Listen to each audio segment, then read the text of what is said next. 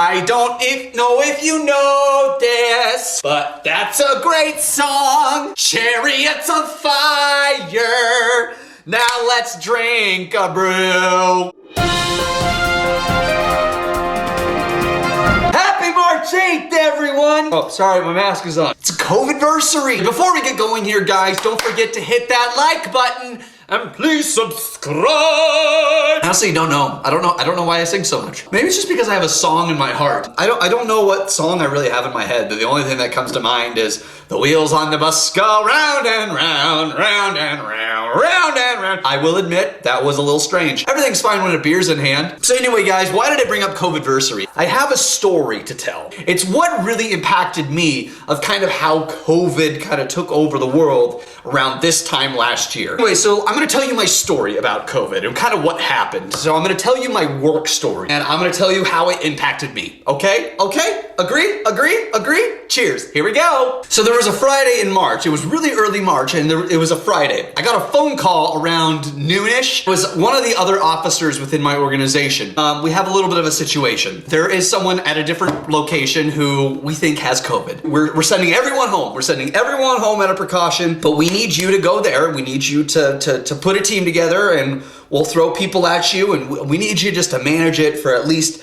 Saturday and most likely Monday. Yeah, no big deal. I'm happy to help. Then I am at this branch on Saturday. These employees are trying to figure out where stuff is and I'm in the office. I'm helping other customers as well too. So it was a lot of back and forth to try and figure stuff out. So I leaned a lot on them. I just kind of said, this is the guidelines and I said, you do what you think is right. Sunday, no work. We're fine. So Monday comes and, it's kind of the same deal, but it's a little different on Monday. Monday, it's, normal business. So normal business hours, 8:30 to 5. And this is a really prominent branch. When the regular individuals, the regular employees aren't there, the regular customers who come in get a little, they're just curious about kind of where these individuals are. Phone call on Monday and said, Patrick, the test results aren't back yet. This is early on, so testing was basically non-existent. So how long am I gonna be here? Well, we're thinking maybe in the next couple days. I'm just like, okay, fine. But Tuesday comes and it's fine, it's normal, but it's starting to get, people are starting to realize that COVID is going to, really is starting to somewhat take control. And people are starting to get that in their mind. People are starting to kind of mentally a little bit, I'll say freak out. When people start to freak out, they go and they start to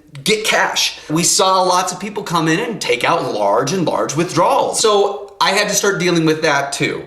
On top of trying to maintain normal business. Now it helped that I used to work at that branch and so I knew most of the customer base already. There was a lot of stress and there was a lot of times where I got home at night and I just crashed on my bed. And then the next couple days came. Still didn't get a test result back, which is fine because testing was still non-existent. This might turn into a thing. This might turn into a long thing. So I would touch base with my employees every day while I'm working at this other branch, trying to maintain that relation, that side of things, keep that branch afloat. And they had it. I was just calling them just to see how things were. I was just there if they needed something. That was my main thing. And then the bomb dropped. We closed our lobbies. That was a bomb drop. I never in a million years would ever think that something like that would happen. All the lobbies were closing. We had to function everything through the drive-thru. We figured it out and we had to do it almost instantaneously. I mean, I tell you what, there were nights where I couldn't sleep because I knew I would have to get in the next morning and we would have to figure even more stuff out. I'm so grateful for the officer team as well as my other branch managers. They had to figure it all out. We still didn't have a test result back. So now I am put in the position where not only am I trying to keep this branch afloat, on top of trying to figure out what my guys were gonna do. Stress to the max! I totally relied on the fact it's going to be okay. We get thrown so much in our lives. We get thrown so much crap. This too shall pass. You're gonna mess up. Things are gonna go wrong. It's okay. The team that I had, the team that we built this, we had to have this instant camaraderie. And it was stressful for me and it was hard. But you know what? At the end of the day, I ultimately thought that we were gonna get through this. I mean, if I came in with a bad attitude, how is that gonna affect everyone? I can't come in and be like, oh, woe is me. The world sucks. I mean, what's it gonna do? What's it gonna accomplish? Once we as a team figure this out, we started to kind of click a little bit. We started to move. We started to go. We started to hula hoop. We started to get it done, baby. Yeah!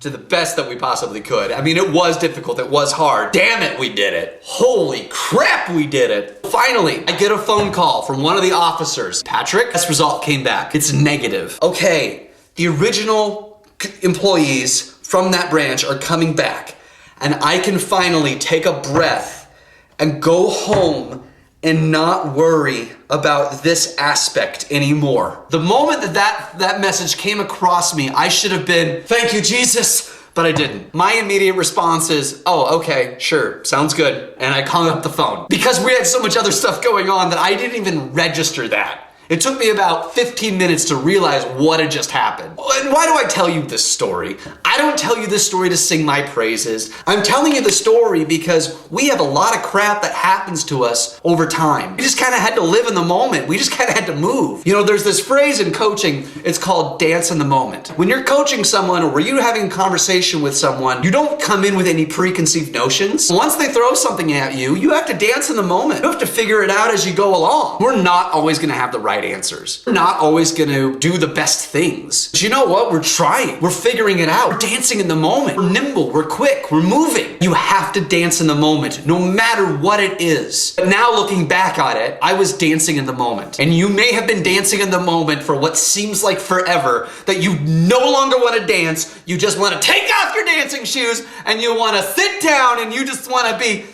So that's the main point I'm trying to make. You have to dance in the moment with everything. Not everything in life has to be planned out. Sometimes the most beautiful things and the most powerful things and the things you learn the most from are when you're dancing in the moment. So are you dancing in the moment? Dance in the moment. Just dance in the moment. So go out and dance in the moment. You might learn something about yourself or about others. So go dance. What can go wrong? Thank you for watching The Weekly Thought.